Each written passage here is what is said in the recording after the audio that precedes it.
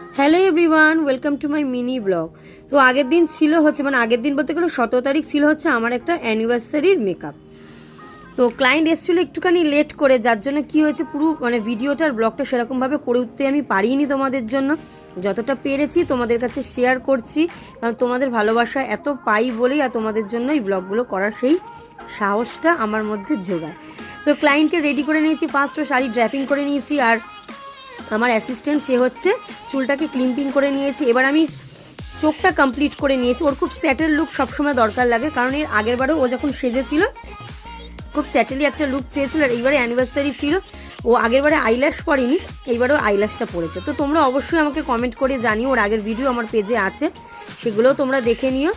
তো কেমন লাগছে লুকটা, this is the final look. তোমরা কিন্তু অবশ্যই জানিও কমেন্ট করে, আমার চ্যানেলটাকে কিন্তু অবশ্যই ফলো করো, সাবস্ক্রাইব করো। দেখা হবে তোমাদের সাথে নেক্সট ব্লগে। সবাই ভালো থেকো, সুস্থ